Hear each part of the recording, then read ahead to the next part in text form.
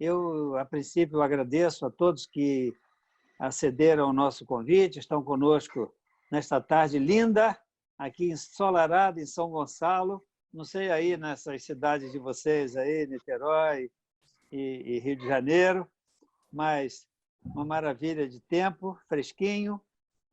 Como não só ia acontecer, né? Que São Gonçalo, apesar de ser frio, quase glacial, como diz a música da Fernanda, né? Da Marina. Da Marina? Que o inverno no Leblon é quase glacial. Aqui em São Gonçalo é mais ou menos assim também. Mas eu Adriana cumprimento a todos. Adriana, isso. Eu agradeço a todos que estão conosco, sejam muito bem-vindos. O IMB está promovendo mais um evento que eu acredito que não vai gerar muita controvérsia, embora eu gostaria que sim, mas é que há um trabalho para retirar do judiciário algumas coisas, né? alguns processos, algumas ações, alguns litígios ou não, que podem ser feitas fora desse ambiente. Eu estou dizendo que poderia gerar algum conflito ou não, porque nós tivemos talvez há uma semana, né, sobre a justiça do futuro e o futuro da justiça, em que se levantou algumas objeções a respeito da necessidade ou da vantagem de se retirar essas questões da apreciação do judiciário.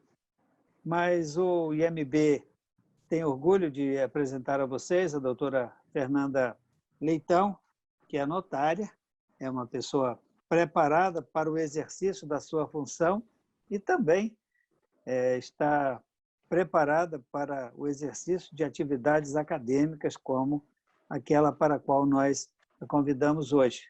Também o nosso querido presidente do Grupo de Estudos de Direito Notarial e Registral, Luiz Henrique, nosso desembargador, amigo, que muito nos honra por ter aceito esse convite, não só para presidir o grupo de estudos, que tem feito com bastante empenho, mas também por ter aceito estar neste evento, debatendo um tema de tanta relevância. E o doutor Gustavo Sampaio, que é nosso professor, né? Doutor professor, na Universidade Federal Fluminense, advogado, militante, e, pelo que a gente vê, todos os três convidados entendem do tema que hoje será discutido. Não foram convidados por acaso, mas porque detêm o domínio da questão relacionada ao tema escolhido. Antes de passar a palavra à doutora Fernanda, eu já convido aos nossos amigos, os que estão presentes, para estarem conosco também na sexta-feira. Nós teremos uma palestra do professor Ives Gandra da Silva Martins e teremos como debatedores o desembargador Rogério Oliveira e o juiz Antônio Alves. Então, estaremos conversando sobre a separação de poderes, se nós vemos isso como um mito ou como uma realidade. Então, todos sejam convidados, né? Temos apresentado bastante eventos nessa área do direito, mas estamos preparando uma também para o dia 9, chamado Magistrados Aventureiros. Magistrados Aventureiros. Então, nós estaremos recebendo 3 colegas magistrados, doutor Camilo Rolieri, doutor Heitor e o doutor Ronald Pietri, que são mergulhador, o primeiro, kitesurfista, o segundo, e montanhista, o terceiro. Então, será uma atividade mais amena, mais gostosa. Nós estaremos conversando sobre isso, porque há vários magistrados que, nas suas horas vagas, né, fazem diversas atividades que são, às vezes, de risco, né? Então, eles estarão contando as suas experiências e nós gostaríamos de ter todos vocês conosco assistindo. Também teremos 2 eventos na área do direito penal. A primeira é a prova pericial, não é, penal, em tempo de pandemia, não é, Isso será também agora em julho. E também teremos a tecnologia do Contact Tracing, que são novidades que vêm sendo inseridas no nosso ordenamento jurídico e nós queremos apresentá-las à nossa comunidade de associados e de amigos do IMB. Então, feita essa introdução, digamos, de marketing do IMB, das nossas próximas atividades, tivemos ontem também uma outra relacionada a essa questão do exercício da atividade de julgar através da videoconferência, não é? O do acesso remoto, como diz a Regina, presencial remoto, né? Ao mesmo semipresencial, várias outras designações que estão sendo usadas. E contamos com a presença do desembargador Najib Slaib, a Regina Passos e o magistrado Fábio Soares, o juiz de direito. Então, nós, agora diria, sem mais delongas, passo a palavra à doutora Fernanda, não sei reiterar a minha alegria de tê-la conosco nesta tarde e estou ansioso por ouvi-la. Com a palavra, doutora Fernanda. Boa tarde a todos. Primeiramente, eu gostaria de agradecer o convite do IMB, na pessoa do Dr. Fábio Duda, do seu presidente, do desembargador. Agradecer ao desembargador Luiz Henrique Marques e ao doutor Gustavo Sampaio a oportunidade de estar aqui hoje debatendo esse tema tão importante. O tema que me foi direcionado é para falar sobre o compartilhamento da justiça. Então, eu gostaria de começar falando do seguinte, que desde que o mundo é mundo, as pessoas vêm passando por mudanças sociais, culturais, morais, tecnológicas. Todas essas mudanças sociais fazem parte da condição humana, que ela, ao longo do tempo, o que ela provoca, essas mudanças sociais? Ela provoca alteração no nosso ordenamento jurídico.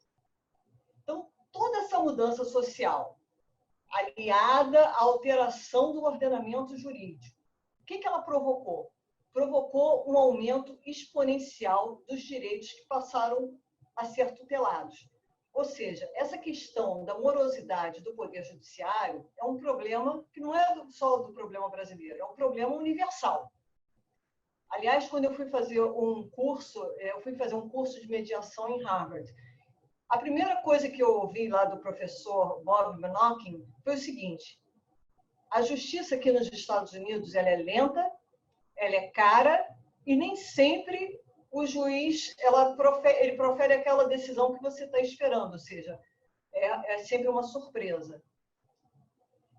Então, traduzindo melhor tudo isso que eu estou querendo falar. Antigamente, só o homem era tutelado. Hoje em dia, não é só o homem que é tutelado. O meio ambiente é tutelado, os animais são tutelados, os dados são tutelados. Ou seja, o objeto ficou mais amplo. De outro lado, também, o homem, antigamente, ele era tutelado de forma genérica.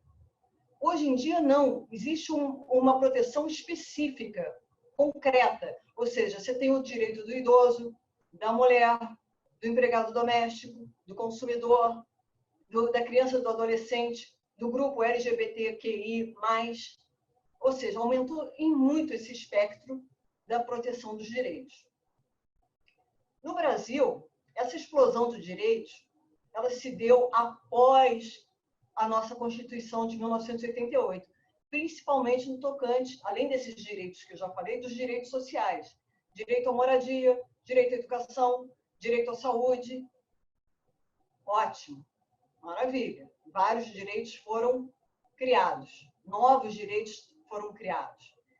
Então, eis aí o problema. A gente teve uma progressão muito grande desse número de direitos que passaram a ser protegidos, que antes não eram, e, de outro lado, uma Constituição que obriga o Poder Judiciário a não se abster de qualquer questão que lhe seja direcionada. Então, essa equação aí está desequilibrada. Então, a gente vive hoje uma situação caótica. Então, o que o governo federal vem fazendo para resolver essa questão? Ele desde já há bastante tempo, a gente está vivendo um momento que a gente chama de desjudicialização. Eu prefiro usar o termo de compartilhamento da justiça. Por quê? A ideia de desjudicialização dá uma ideia de subtração, como se estivesse retirando do Poder Judiciário. E, na verdade, não é uma subtração, e sim nós, sociedade civil, Poder Judiciário, governo, compartilharmos a responsabilidade para a solução desse problema, que é esse número absurdo de ações que existem em trâmite nos tribunais brasileiros e do mundo inteiro. Então, nesse sentido, em 92 foi criada a Lei 8.560, que já podia, naquela época, fazer o reconhecimento da filiação biológica diretamente no registro civil de pessoas naturais. Atualmente, você pode fazer o reconhecimento do registro civil da filiação biológica, da filiação socioafetiva, da filiação homoparental, da filiação multiparental, a barriga de aluguel também. Então, tudo isso você não precisa ir para o judiciário, você pode ir direto no registro civil. Além disso, a Lei 11.441, de 2007, permitiu que o inventário, divórcio, separação, desde que não houvesse testamento nem filhos menores, pudessem ser feitos diretamente no cartório. Essa lei foi um sucesso absoluto. Hoje em dia, a gente não vê o advogado mais procurando o Poder Judiciário quando ele pode procurar o cartório, porque o cartório é mais rápido, é mais barato e, enfim, ele ganha no volume. E também um Código de Processo Civil, em 2015, foi permitido o reconhecimento da uso capião diretamente no registro de imóveis. Nessa mesma esteira também, no sentido de desafogar o Poder Judiciário, a gente teve a edição da Lei de Arbitragem, a Lei 9.307, de 96, e a Lei de Mediação, a Lei 13.140, de 2015. Todas nesse sentido, de o quê? Desafogar do Poder Judiciário e levar para os serviços extrajudiciais. Outro ponto também que a gente tem que entender é que existe uma questão cultural. Eu acho que nós precisamos, eu estou falando assim, a sociedade como um todo, ela precisa amadurecer e entender que a ida ao Poder Judiciário tem que ser o último estágio. Quando você já tentou resolver o problema de todas as formas e não conseguiu. Porque, de uma certa forma, é muito simples você ter um problema, contratar um advogado, otorgar uma procuração e pronto, acabou o problema, agora quem vai resolver para mim é o Poder Judiciário. Então, eu acho que ainda existe essa questão cultural de não ter, assim, ausência de esforço. Você não quer se preocupar com aquilo, você simplesmente se livra do problema otorgando uma procuração e, enfim, você vai discutir a questão no judiciário. Então, eu entendo que toda essa questão, a solução dessa questão, está na mão de todo mundo. Nós não podemos ter uma forma de raciocínio simplista de achar que a culpa é do Poder Judiciário, que a culpa é do governo. A culpa é de quem? É de todos nós. Quando ninguém tem quando ninguém sabe de quem é a culpa, é de todos nós. Aliás, eu vi uma apresentação no TED Talks. Eu não me lembro o nome do apresentador, da pessoa que fez a apresentação, mas ele falou da dificuldade inerente ao ser humano de tomar a responsabilidade, de tomar decisões. E a questão era a seguinte: era uma pessoa que foi ao médico, ele tinha uma doença muito grave, e para aquela doença muito grave, ele tinha 5 tipos de tratamentos. E os 5 tipos de tratamentos davam sequelas e davam consequências diferentes. E o médico explicou cada um dos tratamentos e cada uma das consequências, e no final ele perguntou: qual que você escolhe? Aí o paciente falava: não, mas qual que o senhor escolhe? Eu falei: não, eu já expliquei para o senhor. Aí ele explicava de novo todas as 5 possibilidades, e o paciente perguntava de novo: mas se o senhor fosse eu, qual que o senhor escolheria? Então, eu acho que essa dificuldade é inerente ao ser humano. realmente de tomar responsabilidade por seus atos e as suas consequências. Eu acredito que a solução realmente esteja nas nossas mãos, que a gente tem que realmente, tudo que não envolver litigiosidade, se tratar de direito patrimonial privado, realmente você tem que levar para o extrajudicial. Porque o tabelião de notas, ele é o detentor da fé pública, os seus atos presumem-se verdadeiros. Desde 88, as pessoas que são delegatárias, elas têm um conhecimento técnico. Eu, pelo menos, eu sou notária há 22 anos, completo agora dia 18 de agosto, eu vou completar 23 anos. Ou seja, eu entendo que nós temos condições, e já provamos que temos condições, de tomar essa responsabilidade do extrajudicial da conta do recado. Vide a Lei 11.441. Inventário, divórcio, separação, é um sucesso absoluto. Então, por que não estender, por exemplo, aos acordos trabalhistas que não haja litígio? Eu vi um trabalho de uma tese de doutorado da advogada Andréa Salles, também sobre a recuperação judicial das microempresas e pequenas empresas de pequeno porte, feitas no cartório de notas. Sensacional! Resolve vários problemas da nossa sociedade. Então, eu acho que, enfim, essas mentes pensantes que nós temos têm que trabalhar em prol desse ideal, que é o ideal para toda a sociedade. O judiciário vai ganhar, a sociedade vai ganhar, o delegatário vai ganhar. É um ganha-ganha. Então, eu sou uma entusiasta desse tema, como acho que deu para ver. Eu acho que nós temos condições e temos conhecimento técnico e temos essa questão que o tabelião detentor da fé pública, ele tem essa questão da segurança jurídica que ele também confere aos seus atos, a presunção da veracidade dos atos. E a sociedade como um todo, ela confia muito nesse sistema. Então, eu vejo essa migração dessas questões que não envolvam litigiosidade para os serviços extrajudiciais como uma bela solução para esse problema que aflige não só o Brasil, como o mundo inteiro. Então, eram essas palavras que eu queria deixar e, enfim, passar para o debate. Percebi que a senhora é uma entusiasta da solução dos conflitos tanto quanto possível fora do judiciário.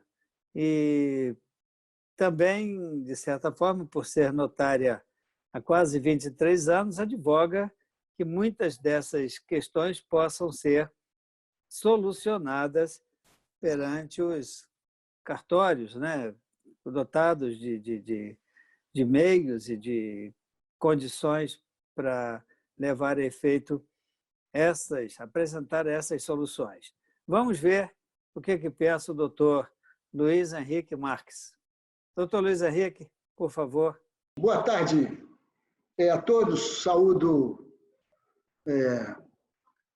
doutora Leitão, doutor Gustavo Sampaio, nosso presidente Fábio Dutra. Uma alegria estar aqui presente. Eu não posso deixar de, inicialmente, tecer aqui os meus parabéns ao nosso presidente pela brilhante desempenho à frente do Instituto dos Magistrados Brasileiros.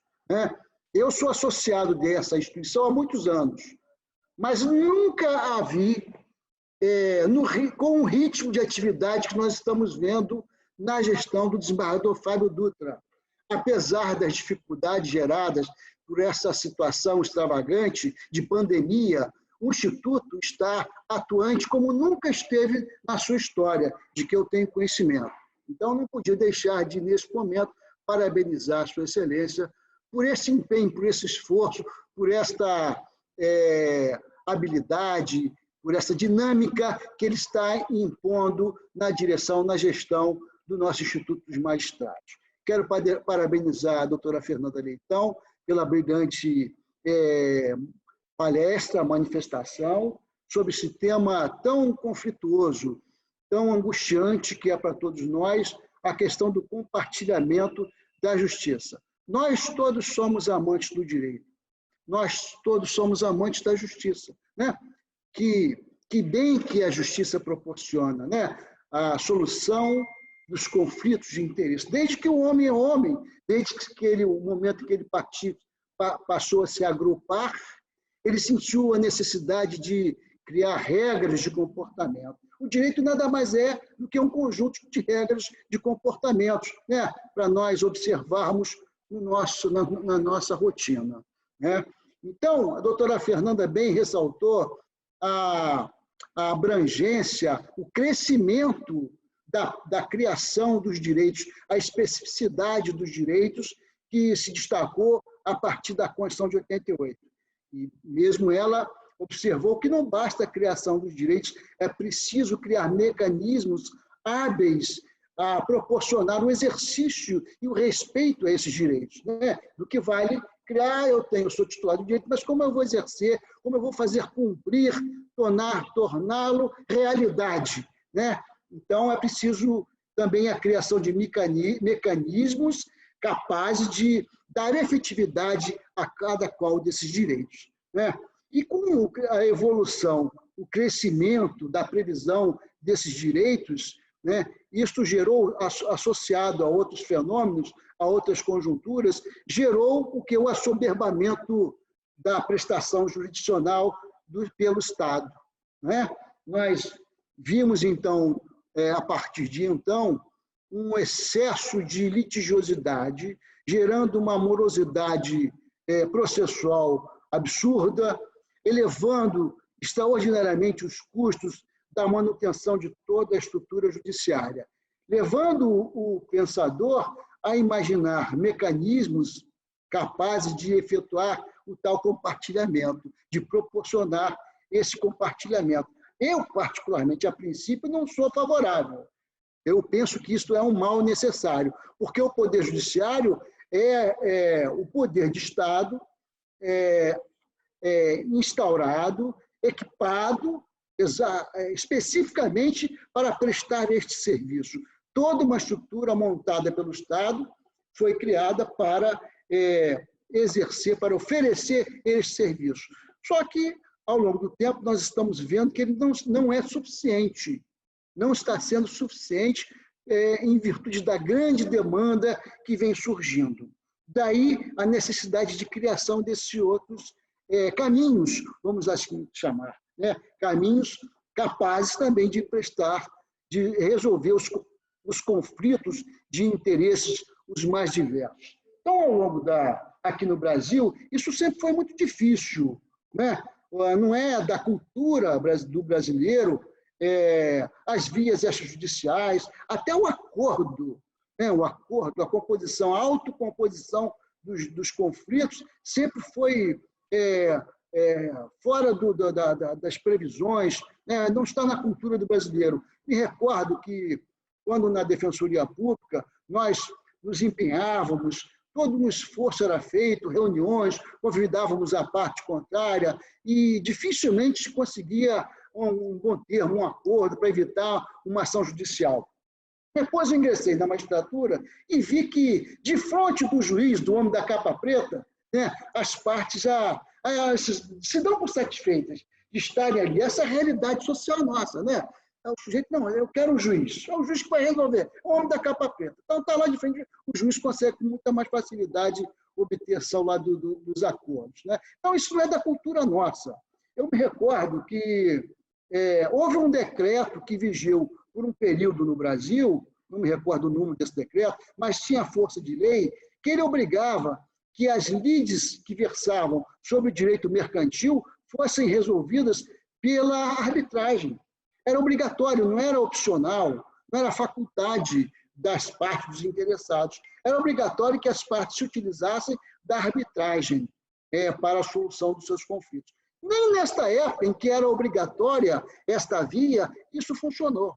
Ninguém acreditava nisso e continua não acreditando. Pois isso é bem verdade, que a arbitragem se desenvolveu bem mais ao longo desses anos todos, mas ainda de forma bastante insuficiente, né, não é capaz de repercutir de forma mais significativa para abrandar esse excesso das demandas judiciais, né? Ao lado disso, nós temos um importante mecanismo que ontem completou 5 anos de existência, que é a Lei 13.140, que criou... Não, desculpem. É a lei... Deixa eu pegar minha colinha aqui. A Lei 13.140. Criou a mediação judicial e extrajudicial. Esta lei ela é fruto de um projeto elaborado por uma comissão de juristas presidida pelo nosso ministro Luiz Felipe Salomão. E é um importante mecanismo que, aos poucos, também vai ganhando o seu espaço, vai ganhando conhecimento. E nós temos no Rio um centro de mediação bastante evoluído, à frente do desembargador César Felipe Cury, que está sendo muito bem utilizado. Aos poucos, com bastante empenho, aqui eu também teço elogio ao desembargador César Felipe Cury, pelo empenho que ele tem dedicado a essa questão da mediação aqui no nosso tribunal. E é um importante instrumento também de compartilhamento da justiça. E desde a sua existência da lei, nós temos aqui uma notícia de que foram solucionados já cerca de 15 milhões de conflitos, independentemente de sentença judicial. Então, um importante instrumento que vem também contribuir para o desafogamento da jurisdição estatal. Também, ao lado disso, nós temos as mudanças de procedimentos na lei processual. Aqui também me peço perdão para destacar aqui uma experiência que vivi quando fui juiz aqui em Niterói, na Quinta Vara Civil, que a certa altura recebeu a competência privativa das ações que versavam sobre o direito de sucessões, né? Então, já havia, naquela altura, o arrolamento, né? O inventário sumário, né? Mas era muito difícil que as pessoas adotassem, empregassem o arrolamento sumário. Era hábito o inventário ordinário e ninguém adotava o arrolamento sumário. E aquilo foi me preocupando, porque um juízo privativo daquela matéria ia gerar milhares de ações em pouco tempo. Em pouquíssimo tempo, nós temos 10 mil, 20 mil ações em poucos anos. Eu, preocupado com aquela situação, elaborei um pequeno despacho, cerca de 4 linhas, né, instando as partes a emendarem a petição inicial, adequando-a ao rito de arrolamento, em se tratando de herdeiros capazes, maiores e inexistência de divergência em relação à divisão do acervo hereditário. Então, desde que presentes aqueles requisitos, herdeiros maiores e capazes, convergência na divisão dos bens, deveriam emendar a petição inicial, adequando-a ao rito de arrolamento. Mesmo assim, aí já tinha uma etiquetinha, a minha secretária colocava lá no processo, mas poucas vezes funcionava. E aquilo vinha me preocupando. Eu, então, fiz lá um contato com o presidente da seccional Niterói, expondo esse problema, e combinamos, então, uma reunião lá no auditório da Ordem, na sede da Ordem aqui em Niterói, em 2 ocasiões. E lá conversamos informalmente com os advogados, foi uma presença bastante significativa, o auditório encheu, e eu procuramos convencer os advogados sobre os benefícios do emprego daquele rito, de muito mais fácil tramitação, né? A petição inicial, acompanhada ali dos documentos, né? A concordância dos herdeiros em relação à divisão dos bens, e aquilo em 2 meses se resolvia. Enquanto que o inventário ordinário começava, mas não tinha data para acabar. É o que a experiência demonstrava, né? E assim, depois de 2 reuniões que nós fizemos, passou a existir a aceitação dos advogados e aquilo foi sendo aplicado cada vez mais e foi um sucesso. Então, todos nós temos dificuldade de aceitar aquilo que é novo, né? Aquilo que é diferente daquilo que já está no nosso hábito, no dia a dia. Assim aconteceu em relação ao rolamento. Agora surgiu o inventário e a partilha extrajudiciais. É outra novidade fabulosa, né? Capaz de muito contribuir para esse desafogamento da prestação jurisdicional estatal, né? Basta que estejam lá os herdeiros todos maiores e capazes, que não haja divergência em relação à divisão do patrimônio, para que utilizemos esse importante instrumento, a via extrajudicial. De um lado, me preocupa, não é bem uma filosofia, é um pensamento que eu tenho sobre a utilidade, como eu disse inicialmente, eu vejo como um mal necessário, porque, a princípio, é deslocar o problema de um lugar para outro, né? Porque no judiciário tem toda aquela estrutura, então estão sendo montadas outras estruturas para abrigar essa questão da mediação, por exemplo. Então, estão sendo criados centros de mediação. Então, isso precisa de instrumentos, estrutura material, de recursos humanos, né? Então, será que não estaríamos retirando do judiciário esse trabalho, mas criando mais trabalho e tendo que montar uma outra estrutura para a vantagem que isso realmente vai proporcionar, né? A questão dos procedimentos extrajudiciais, utilizando já uma estrutura dos serviços extrajudiciais é importante. Já existe uma estrutura montada, né? Os serviços judiciais já estão lá, criados, funcionando. Então, quero crer que seja de maior utilidade e maior economia do que o mecanismo da lei de mediação, que exige a montagem de estruturas novas.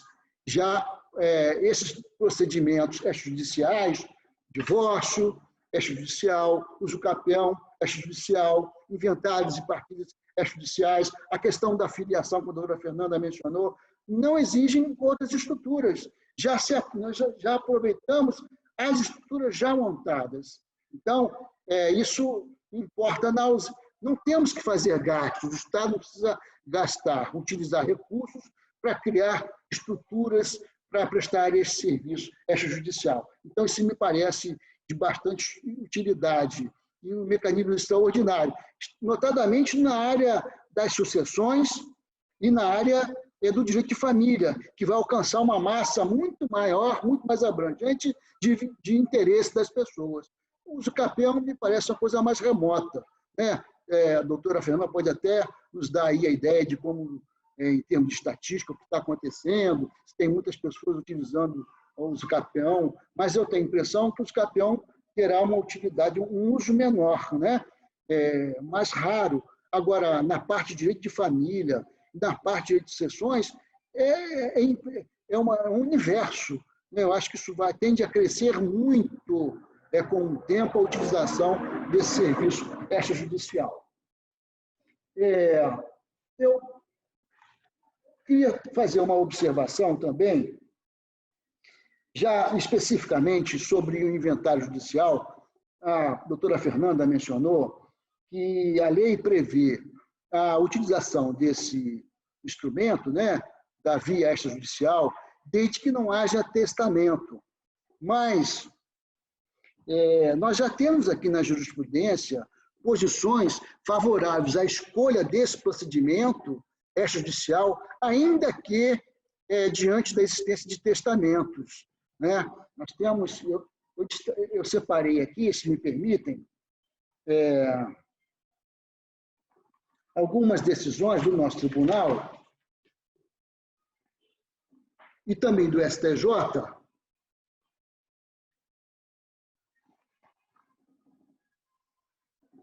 me permitem, eu vou ler aqui uma ementa, num agravo de instrumento, não vou citar o nome das partes, evidentemente, pela 13ª Câmara Civil, que diz o seguinte: agravo de instrumento, ação de inventário, decisão que indeferiu o pedido de autorização para a realização do inventário por escritura pública, interpretação do artigo 610 do novo CPC, que deve ser conjugada com seu parágrafo 1º. Escolha de abertura de inventário extrajudicial, que é possível, mesmo se houver testamento, desde que as partes sejam maiores, capazes e estejam de acordo. Entendimento cristalizado no enunciado 600, aprovado pelo Conselho da Justiça Federal na 7ª Jornada de Direito Civil, aspas, após registrado judicialmente o testamento e sendo todos os interessados capazes e concordes com seus termos, não havendo conflito de interesse, é possível que se faça inventário extrajudicial. Fecho aspas. Possibilidades previstas na consolidação normativa da Corregedoria Geral da Justiça, no artigo 286, parágrafo 1º, inciso 2, e artigo 297, parágrafo 1º, precedentes no Supremo Tribunal Federal e nesta Corte. Testamento já cumprido, herdeiros maiores e capazes, não havendo conflito de interesse, possibilidade inequívoca de inventário por escritura pública, decisão que merece reparo, provimento do recurso. As demais são nesta linha, né? Eu não vou ler para não incomodar, mas são nesta mesma linha, inclusive do Superior Tribunal de Justiça. Eu vejo uma certa única dificuldade que eu encontro, é que a regra prevê que o inventário extrajudicial seja requerido, a sua abertura, dentro de 2 meses após a abertura da sucessão, né? Como que eu vou, já que o entendimento é que deve haver o cumprimento, o registro do testamento judicialmente, como é que eu vou requerer o registro do testamento judicialmente dentro desse espaço de 2 meses para requerimento do inventário extrajudicial, dentro do qual serão cumpridas as deixas testamentárias. Então, eu vejo essa dificuldade. Mas, de outro lado, é uma solução. A própria norma que prevê esse prazo de 2 meses diz que pode ser esse prazo dilatado. Então, não vejo justificativa maior, né? Far-se-ia, então, a apresentação no registro do testamento judicialmente. Feito isso, pode ser requerida o inventário e a partilha extrajudiciais instruídas com a certidão de abertura e registro do testamento. Parece que deverá ser esta a solução. Então, o fato de existir um testamento não deve ser compreendido como um obstáculo intransponível à utilização do inventário e da partilha extrajudiciais, com todas as vênias, né? Eu não sei, não tive tempo de pesquisar como que isso vem sendo, na prática, realizado, né? Mas imagino que isso, com o tempo, vai se desenvolver bastante, né? Uma outra questão que eu gostaria de observar diz respeito à presença de impugnação apresentada por algum interessado ao requerimento, diante do requerimento do usucapião, né? A lei diz que, em havendo impugnação, o procedimento deve ser encaminhado para a esfera judicial, e onde, então, deverá ser emendada a petição inicial, né? Isso nos demonstra 2 coisas. Primeiro, que a possibilidade de utilizarmos um inventário extrajudicial, ao usucapião extrajudicial, não deve ser obstáculo à utilização da via judicial. Embora devamos, penso eu, evoluir, né, para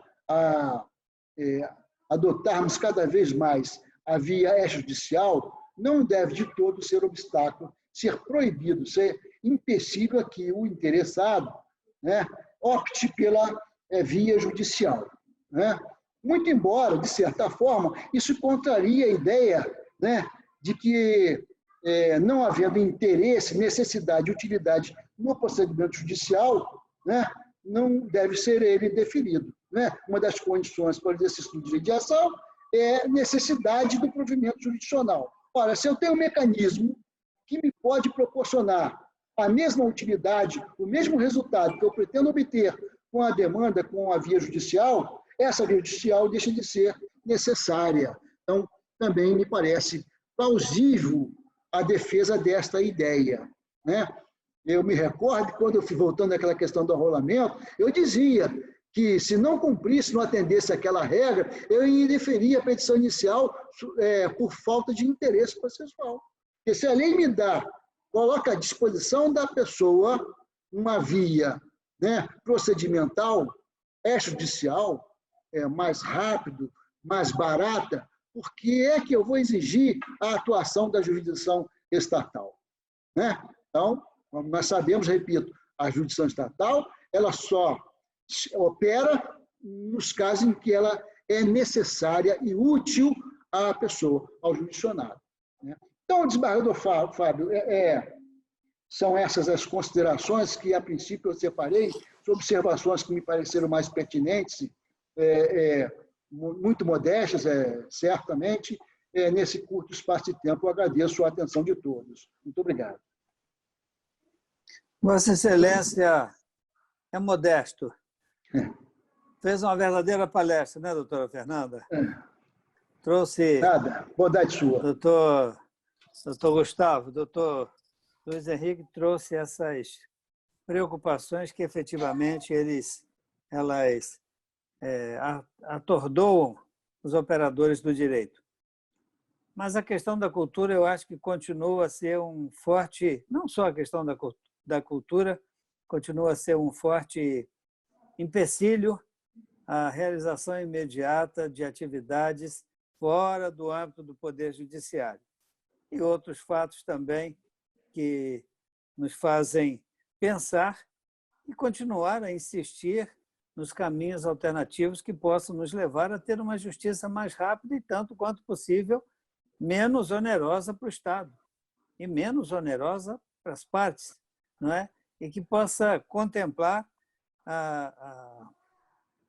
a multidão de profissionais que se envolvem, né, nessas atividades. A gente se refere não só aos agentes cartorários, os notários, os que trabalham em cartório de uma forma geral, mas também os advogados, que são, né, milhares hoje, que podem ser mais bem utilizados, porque muitos advogados se formam e trazem a esperança da academia e se frustram na hora que vê que o mercado está efetivamente saturado. Mas vamos continuar caminhando e pensando nisso. E vamos pensar juntos. Né? Doutor Gustavo, com certeza, há de nos trazer reflexões que sejam relevantes, né? Dada a sua especialidade como professor, e a especialidade do advogado do professor é realmente desintrincar questões que são colocadas pelos alunos e pelos casos que eles são submetidos efetivamente no dia a dia da sua prática. Doutor Gustavo, com muita alegria, passo a palavra para Vossa Excelência.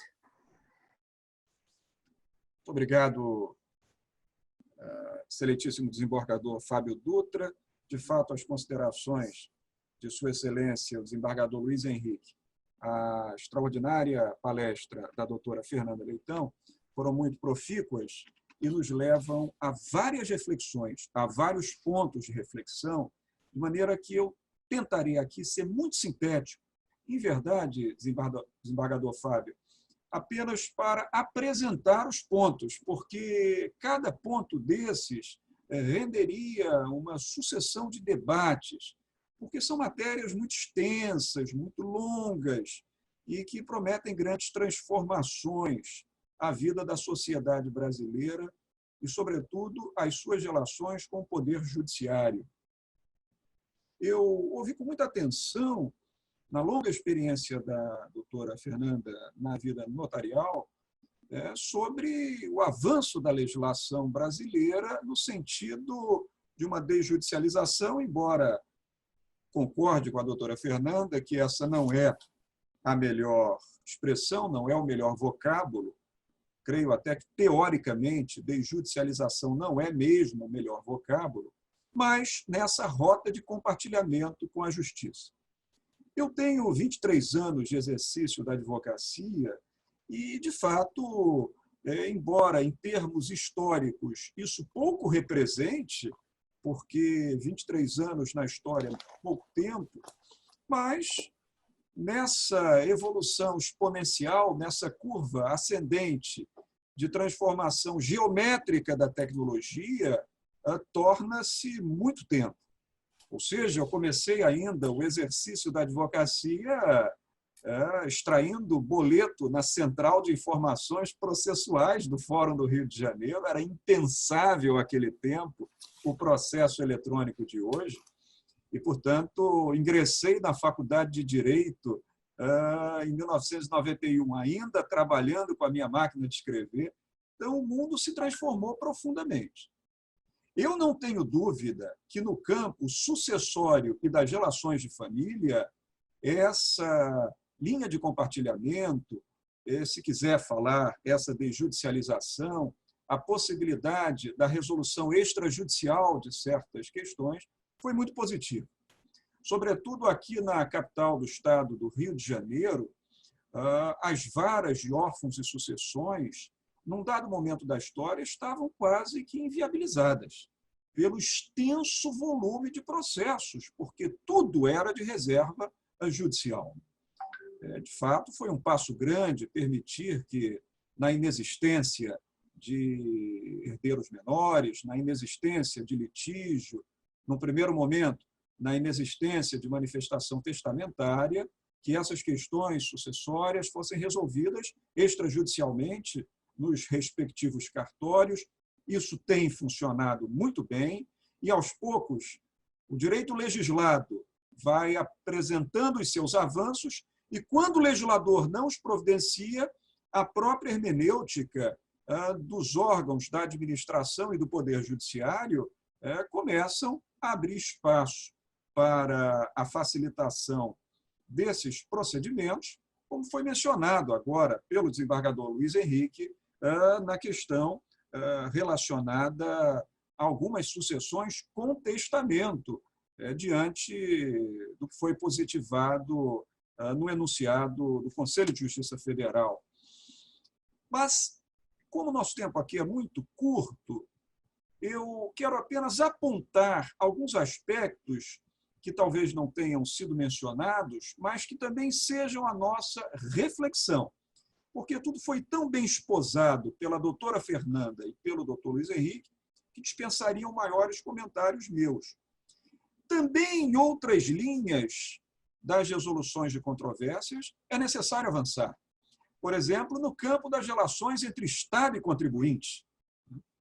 O maior litigante do Poder Judiciário brasileiro hoje, na conformidade do que tratam as estatísticas feitas pela própria Associação dos Magistrados Brasileiros e pelo Conselho Nacional de Justiça, o maior litigante no Brasil é o Estado. E nessa relação tridimensional do federalismo brasileiro, que é a cláusula pétrea, porque nós nos dividimos em União, Estados e municípios, o maior litigante é a União Federal. Mas, no âmbito da Justiça dos Estados, nós temos a litigância de 26 estados e de 5.570 municípios. É evidente que, como uma pessoa de tendência, devo confessar, um tanto conservadora, eu sou um tanto resistente às transformações, demoro para concordar com certas transformações, mas reconheço que, no campo dessas relações entre contribuinte e Estado, é preciso avançar também, sobretudo no desenvolvimento, senhores, de órgãos de justiça administrativa mais eficazes. Claro que nós não podemos contornar certas cláusulas que são incontornáveis. A própria Constituição da República, a meu ver, com muito êxito, com muita felicidade, no artigo 5º, inciso 35, estabelece que a lei não excluirá da apreciação do Poder Judiciário lesão ou ameaça a direito, de modo que jurisdição una é princípio no Brasil, é cláusula pétrea, toda jurisdição é do Poder Judiciário, não há jurisdição fora do Poder Judiciário. De acordo? Nós não estamos num sistema de jurisdição dual, como acontece na França, na Itália, na Alemanha, em que os órgãos do Poder Executivo investidos de jurisdição têm autoridade para a produção de coisa julgada e, portanto, de decisões impassíveis de revisão pelo Poder Judiciário respectivo. Não estou chegando a tanto. Volto a dizer, sou favorável ao princípio da jurisdição una. Mas nós temos que aprimorar, o quanto antes, os mecanismos de justiça administrativa do Poder Executivo brasileiro. Porque uma das grandes razões das prateleiras jurisdicionais estarem cheias nos cartórios da varas e secretarias de câmaras é exatamente o fato de certos órgãos da administração não terem um pendor neutral, um pendor de imparcialidade que permita a resolução da controvérsia entre a pensionista e a previdência, entre o contribuinte e a fiscalização tributária, de modo que isso não chegue ao Poder Judiciário. Então, em vários sistemas do mundo, tem se discutido muito a possibilidade, preservados os direitos fundamentais do contribuinte, é claro, de a fazenda pública, na linha dos modelos de mediação e tantos outros de solução extrajudicial de controvérsia, se ver com o contribuinte fora das barras do Poder Judiciário, desonerando o Poder Judiciário dessa tarefa praticamente inexequível hoje de julgar tantos feitos. Agora, é claro, concordando in integrum com a consideração feita pelo desembargador Luiz Henrique, no sentido de que a tutela jurisdicional tem que ser preservada como uma máxima no nosso sistema. E aqui deixo claro também, desembargador Fábio e toda a assistência, queridos debatedores, questões culturais não se transformam com a mera transformação dogmática. Não é uma penada do legislador que muda a realidade cultural no dia seguinte. De maneira que, se nós analisarmos o que é a realidade da arbitragem nos Estados europeus, nós vamos ver que isso não se cumpriu no Brasil.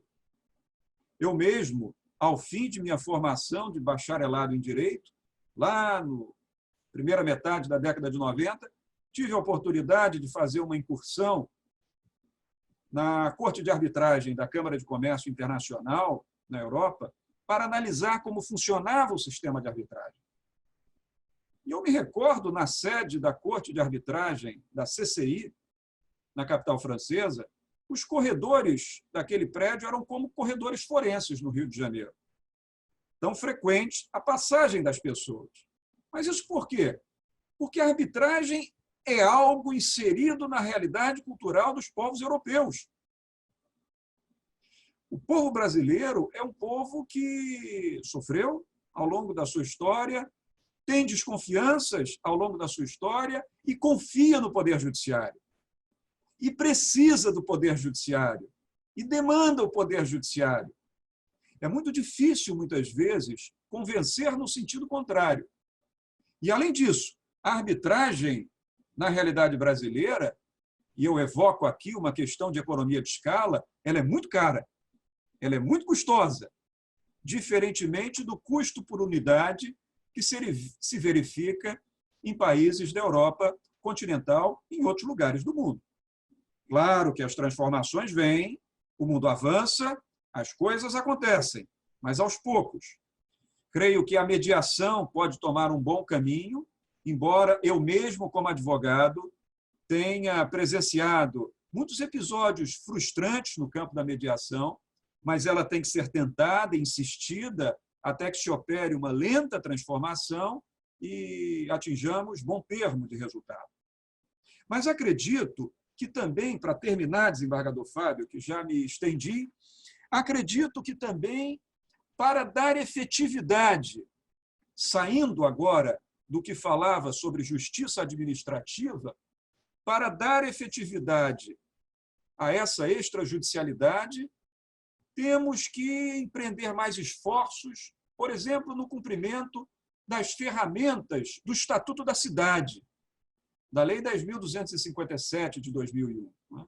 Ali tem pontos importantes, questões ligadas à progressividade de PTU, questões ligadas a solo criado, direito de superfície, outorga onerosa do direito de construir, e agora falada pelo desembargador Luiz Henrique, mencionada pela doutora Fernanda Leitão, com muita precisão, a usucapião extrajudicial, que é uma ferramenta de justiça social que pode ser encurtada se o Instituto evoluir e se na sede extrajudicial isso se consolidar no tempo. Porque nós estamos falando exatamente de institutos que não demandam tanto a intervenção jurisdicional.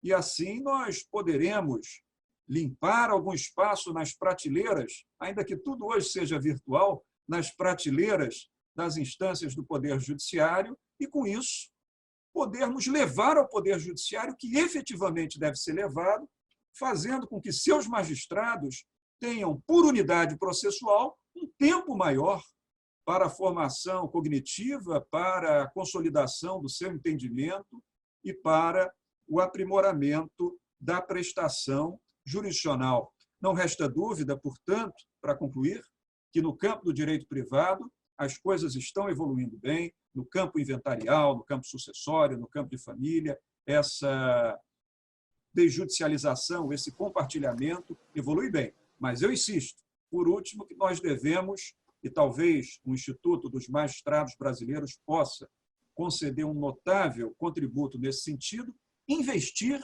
no debate científico e prático do aprimoramento das relações entre súdito e Estado, entre fisco e contribuinte, e assim fazer com que os órgãos de justiça administrativa, como o Conselho Administrativo de Recursos Fiscais, as delegacias da Receita de Julgamento, os conselhos da Previdência Social e tantos outros colegiados da administração pública possam evoluir na prestação dos seus serviços, criar mais solução do que problemas, e, com isso, permitir que o contribuinte não se ocupe tanto de provocar a função jurisdicional para, finalmente, encontrar a tutela dos seus direitos fundamentais no Poder Judiciário. E talvez assim caminhemos para um Poder Judiciário menos assoberbado e mais capaz de prestar uma boa jurisdição por unidade.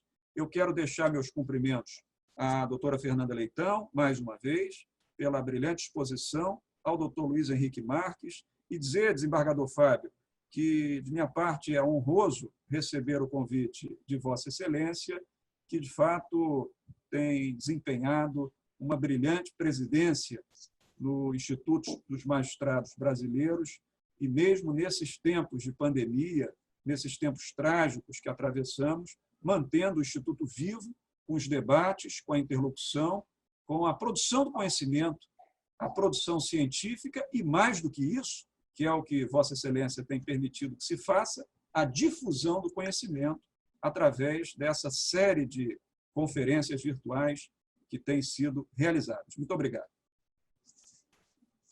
Eu estou feliz da vida, né? Estou muito satisfeito de ter convidado vocês para estarem conosco.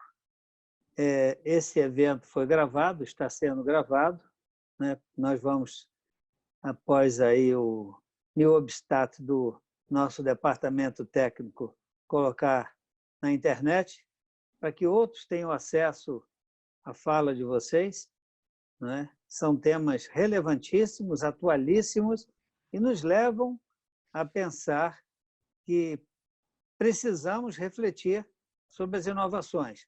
Cultura, efetivamente, não se muda de um dia para o outro, mas se muda aos pouquinhos. Muitas coisas, disse logo a doutora Fernanda no início, tudo está em mudança. Nós tínhamos institutos que hoje são obsoletos, nós temos hoje ideias que amanhã serão obsoletas, e nós vamos avançando, nós vamos evoluindo, e o IMB está pronto, doutor Gustavo, para contribuir com esses debates. Tendo ideias, tragam para o IMB. Fernanda, Luiz Henrique, Gustavo, os demais membros do grupo de estudo, os demais participantes do nosso evento hoje e todos os dias, e eu quero saudar especialmente o desembargador Antônio Carlos Esteves Torres, que está sempre conosco, e hoje ele está aí, não é? O nosso presidente Eduardo Mair, primeiro presidente do IMB, que tem também sido assíduo no nosso evento, nos nossos eventos. Edir Maciel, a quem eu ainda não conheço, mas em breve, se Deus quiser, poderei conhecer. O Genilton, que já mandou várias mensagens, cumprimentos aí para vocês, né, participantes. O Genilton é um grande amigo do IMB, um grande parceiro deste presidente, e nós temos feito algumas andanças por aí, né? Ele é um entusiasta desse trabalho junto com a OAB. Também o Marcelo Piragibe, o nosso juiz de Minas, sempre presente, e eu não me canso de agradecer a ele, porque, graças a ele, nós temos esse Zoom sem limitação de tempo, ou seja, ele paga e nós usamos, entendeu? Então, Marcelo Piragibe, mais uma vez, muito obrigado por essa deferência especial para com o IMB. Temos a Patrícia e Marcelo Rangel. Todos são bem-vindos, todos estão cumprimentados. Também agradecemos o empenho dos nossos funcionários do IMB, que sempre trabalham para que isso aconteça e tenha acontecido cada vez melhor. Eu estou ficando especialista em live, né? Estou ficando especialista, que estou fazendo uma média de 5 por semana, né? E é incrível que, às vezes, a gente tem um retorno tão bom, um som tão puro, uma imagem tão limpa, né? E, às vezes, a gente vê que, em determinados ambientes, como eu me referi hoje, o Teams do tribunal, com tanta dificuldade, né? Com tanto ruído, atrapalhando um pouco a nossa vida. Eu gostaria de ouvir, então, as considerações finais da nossa eminente palestrante, Fernanda Leitão. Depois eu ouvirei o nosso querido desembargador e amigo, Luiz Henrique, e o doutor Gustavo, a seguir, para que nós cheguemos ao encerramento do nosso evento. Desembargador, eu acho que se realmente a gente fosse entrar a fundo em cada um desses assuntos, daria mais uma live. Então, eu vou tentar ser bem sintética para, enfim, conseguir falar sobre cada um desses assuntos que foram abordados. Eu não sei se as pessoas, o doutor desembargador Luiz Henrique sabe, o doutor Gustavo, eu fui procuradora do Estado durante 5 anos e fui assistente do município. Quando eu fui assistente do município, eu fiquei na área tributária. E a gente tinha inúmeras execuções fiscais lá que nós chamávamos de carne podre. Ou seja, aquilo não ia para lugar nenhum, não andava, não tinha solução. Hoje em dia, a lei da mediação e a lei da liberdade econômica já prevêem a possibilidade da mediação, da transação extrajudicial desses créditos tributários. Mas, enfim, eu ainda não vi um movimento nesse sentido. Obviamente que qualquer transação, qualquer mediação, se tratando de crédito tributário, você tem que ter um balizamento, uma norma que você tem que ir dentro de um espectro. Então, vou tentar ser bem resumida. Em relação a essa questão da administração pública, a gente já tem um ordenamento jurídico, mas eu não vi efetivamente ele ser utilizado. Quando eu fiquei na Procuradoria do Estado, eu fiquei pelo menos 3 anos na Procuradoria de Sucessões. Eu peguei muito essa Lei 7.019 de 82, que é a Lei do Arrolamento Sumário. E, enfim, as coisas, às vezes, pelo arrolamento sumário, eu já consegui concluir inventário em 3 meses no judicial. Então, realmente, você tinha uma vantagem muito grande pelo arrolamento sumário. E, pela experiência que eu tive naquela época, era muito mais simples de se fazer um inventário do que se fazer hoje um inventário, porque a quantidade de documentos que se requeria naquela época era muito menor. Hoje em dia, você tem uma série de documentos que atravancam, que demoram, que oneram todo aquele processo. Então, eu acho que a gente tinha que tentar exigir menos, enfim, nesse sentido, porque em 82, quando você fazia um arrolamento sumário, para você terminar um inventário, você precisava das certidões fiscais, certidão de ônus reais e acabou. Era rápido. Hoje em dia, para eu fazer um inventário no cartório, eu tenho uma série de documentos, uma série de declarações que realmente tornam todo o procedimento mais caro e, às vezes, mais burocrático. Então, essa experiência que eu tive na parte de inventário e sucessões. Como bem o desembargador Luiz Henrique disse, existe o artigo 286 e 297 da Consolidação Normativa que permitem que você faça, mesmo com testamento, o inventário extrajudicial. Eu me lembro que logo que saiu a Lei 11.441, eu fui a primeira a provocar o Poder Judiciário, porque logo de início eu peguei um inventário que tinha testamento, só que o testamento tinha perdido o objeto. Então, não precisava ir para o Judiciário. Eu fiz uma petição na época para o doutor desembargador Fernando Chagas, na época era juiz da Vara de Registros Públicos, e ele permitiu que eu fizesse pelo extrajudicial. Então, isso também eu acho que é uma vantagem muito... Está dando uma dinamização muito grande, porque você tem essa possibilidade de ir para o extrajudicial, mesmo havendo testamento. Na área de família, quando você faz um divórcio ou uma separação, ainda que haja filhos menores, se você resolver a questão de alimentos e visitação no judicial, você pode depois ir para o extrajudicial para fazer o inventário e a partilha. E, por fim, eu queria falar um pouco, quer dizer, a arbitragem, como bem o doutor Gustavo falou, é muito cara no Brasil, é para poucos, não é para todo mundo. E a mediação, como o desembargador Luiz Henrique falou, você não vai tirar do Poder Judiciário e criar uma outra estrutura tão cara para resolver um problema que já está no Judiciário. Então, qual seria a solução? Ir para o extrajudicial. Mas o provimento 67 do CNJ, ele inviabilizou um pouco a mediação nos cartórios. Por quê? Ele equiparou o mediador judicial ao mediador extrajudicial. E ele entendeu que o escrevente do cartório seria como um mediador judicial.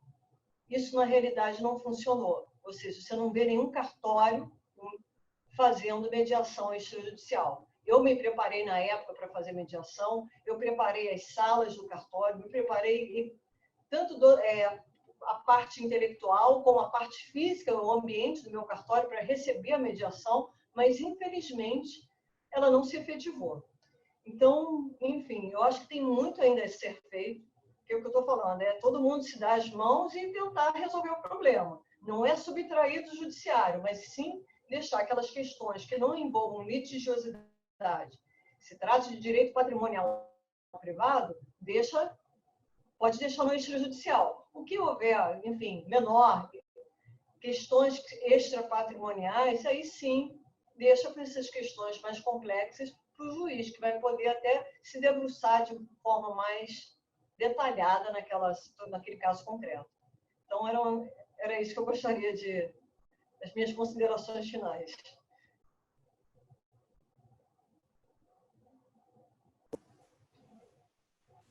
Luiz Henrique. Opa, está me ouvindo? Estou ouvindo bem, muito bem. Muito bem, presidente. Eu quero mais agradecer essa participação, dizer que isso é um tema muito delicado e que aguça nosso interesse, a nossa curiosidade.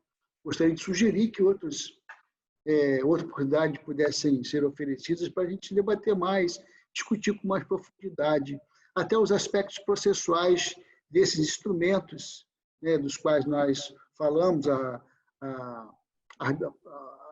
inventário, o divórcio e o uso capião, né? Acho que podemos discutir mais a questão processual, procedimental. Seguramente vamos extrair aí dúvidas importantes que precisam ser dirimidas, precisam ser resolvidas, né? É apenas uma sugestão que eu gostaria de dar e, mais uma vez, agradecer a participação, sem deixar também de elogiar aqui pela brilhante manifestação do Dr. Gustavo Sampaio, que trouxe um assunto que nós nem eu nem a doutora Fernanda havíamos abordado inicialmente, a questão dos litígios na esfera da fazenda pública, né? Na esfera administrativa. Realmente seria formidável esse aperfeiçoamento na esfera administrativa como meio alternativo, né, para que se evite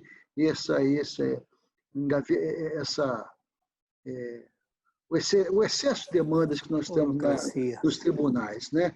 Então, muito importante foi tocado. Lembro que lá nas reuniões nossas, o doutor Gustavo sempre chama a atenção dessa questão tributária. Ele muito bem focalizou a questão hoje aqui, né? A preocupação que nós não podemos esquecer dessa questão. As varas de fazenda pública, aqui no tribunal, quantas demandas das quais nos ocupamos lá, questões que podiam perfeitamente serem resolvidas na esfera administrativa, a questão de ICMS, absurda a quantidade de demandas que tem, né, no tribunal.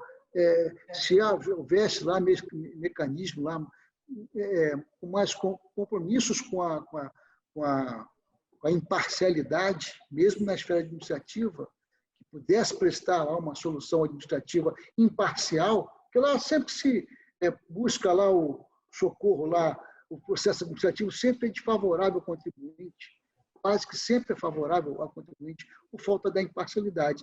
Temos que conscientizar a autoridade fiscal das vantagens para todo o Estado, para toda a coletividade, da mudança desse panorama, né? Criar mecanismos lá imparciais de apreciação dessas questões na esfera administrativa, né? Era isso que eu queria destacar. Agradeço mais uma vez pela oportunidade. Um grande abraço a todos.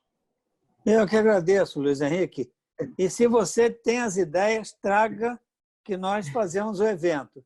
Esse Certamente. É o primeiro aspecto. Segundo, eu quero saber sobre essa questão da usucapião extrajudicial, que eu acho que os notários, aí, os responsáveis por isso, na área extrajudicial, vão penar.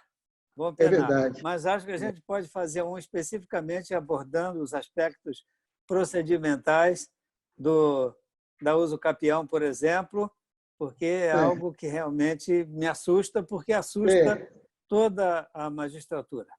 Muito obrigado, mais uma vez, e caminhamos. Eu agradeço. Doutor Gustavo. Bem, desembargador Fábio, eu renovo o meu agradecimento. Quero dizer que foi honroso participar deste debate e quero dizer que as considerações da doutora Fernanda Leitão muito assomam as nossas reflexões, ciente eu que estou agora de que a doutora, antes mesmo dessa brilhante carreira notarial, esteve nas fileiras da advocacia pública, o que é muito bom, porque o Brasil precisa de pessoas que tenham essa formação, essa experiência. Pelo tempo muito restrito aqui do nosso debate, claro que eu não quis me aprofundar, sequer passei da linha do começo, em relação a meios conciliatórios com a Fazenda. É claro que a legislação evoluiu, já nos trouxe essas possibilidades, mas, como nós sabemos, o esforço deve ser grande no sentido da transição de posicionamento das autoridades e agentes estatais. Doutora Fernanda, e nesse sentido fica uma manifestação de desejo que nós tenhamos as transformações necessárias. Veja, por exemplo, hoje, no âmbito das varas de fazenda pública da capital, por mais dedicados que sejam os magistrados, os técnicos, os analistas, todo o corpo funcional, veja o volume de processos que tramitam nessas varas. Se nós tomarmos uma vara especializada como a 11ª, que processa e julga execuções fiscais em relação a feitos do Estado, a quantidade de processos judiciais que ali tramitam. Então, é claro que, quando eu digo isso, eu me refiro a uma análise, a um esforço prévio que tem que ser feito, no sentido de que essas instâncias da administração pública, constituídas, instâncias de julgamento, mas não de julgamento jurisdicional, porque no Brasil isso não seria possível, mas sim de julgamento administrativo, como bem mencionou agora o desembargador Luiz Henrique, que essas instâncias tomem consciência, uma consciência de neutralidade, de imparcialidade, que essas instâncias não sirvam como advocacia da Fazenda, mas como instância de julgamento, ainda que não jurisdicionais, porque muito se resolveria por ali, evitando-se a necessária provocação da tutela jurisdicional. Mas fiquei alentado com a consideração da doutora Fernanda e, no mais que há de vir, que tenhamos a oportunidade de continuar esses debates em outros momentos, em outras ocasiões. Eu tenho certeza de que, no depender do desembargador Fábio Dutra, muito ativo, muitas oportunidades nós teremos no âmbito do Instituto dos Magistrados Brasileiros para discutir mais delongadamente esses e outros temas. Muito obrigado e boa tarde a todos. Obrigado, desembargador. Parece que... Obrigado, acho que vocês não ouviram, né? Estava falando com o microfone fechado. Tem um doutor Antônio Carlos que quer dar uma palavrinha. Doutor Antônio Carlos, por favor. Não vou demorar um minuto. É porque é preciso que a doutora Fernanda, o doutor Gustavo e meu queridíssimo colega Luiz Henrique, nós temos uma ligação muito forte. Saibam que foram ouvidos e estão participando de um momento da história. Os senhores estão participando de todo momento é histórico. Tanto é assim que o presidente do grupo de história foi escolhido de uma forma que eu não sei qual foi o critério, que o presidente nomeou um presidente de um grupo de história. Não a história de ato e fato, que todo mundo sabe. Quem descobriu o Brasil? Tá? Até hoje eu hesito, eu nunca sei se foi 21 ou 22. Bom, mas o fato é que o próprio presidente falou em costumes jurássicos. Jurássicos, senhor presidente. Tem 300 milhões de anos. A época jurássica são 300... A idade da Terra são 13 bilhões de anos. Eu não sabia que era tão recente assim. Você estava atrasado. Mas o fato é que, nesses bilhões de anos, este é um momento importante da nossa vida. Este é um momento importante de uma instituição que está crescendo. O presidente, às vezes, se aborrece comigo e me diz coisas que eu não posso repetir, são impublicáveis. O fato é que nós estamos no Instituto dos Magistrados do Brasil. Está lá, olha a Minas Gerais lá me olhando. Ele botou até a gravata, porque ele estava com uma blusa. Está lá, o Marcelo colocou a gravata e a roupa de missa, né? Como se dizia. Mas o fato é que que nós estamos num momento histórico, porque nós estamos falando nas operações extrajudiciais. Nós juízes, em especial os de carreira, não queríamos sequer saber de ouvir falar em arbitragem, mediação. Não entendi. Muitos de nós não sabem qual é a função do Tribunal de Contas. Muitos de nós nem sequer ouviram falar no Tribunal Marítimo. Não sabem o que é o Tribunal Marítimo. E o Instituto, senhor presidente, está cumprindo com a sua obrigação de instruir, de ajudar a estudar, de evoluir e de mostrar. Falar isso aqui no Rio de Janeiro, que Rio de Janeiro é primeiro mundo. Rio de Janeiro é primeiro mundo. Eu quero ver falar sobre isso em Quixeramobim, em Crateús, em Santa Rita de Cássia. Nós temos este trabalho e queremos agradecer a doutora Fernanda, ao doutor Gustavo e ao meu irmão Luiz Henrique por esta oportunidade histórica de falarmos sobre o que ninguém fala. Muito obrigado, senhor presidente. Desculpe o tempo que destou. Obrigado, doutor Antônio Carlos. É sempre agradável ouvi-lo e é sempre bom tê-lo por perto. Ter a sua amizade, a sua companhia é muito precioso. Muito obrigado. Agradecer mais uma vez a todos que participaram deste evento. Grande abraço, Luiz Henrique. Grande abraço, Fernanda. Grande abraço, Gustavo Sampaio. Grande abraço a todos que estão conosco até agora. Tenham uma ótima noite e a vida continua, companheiros. Tudo de bom.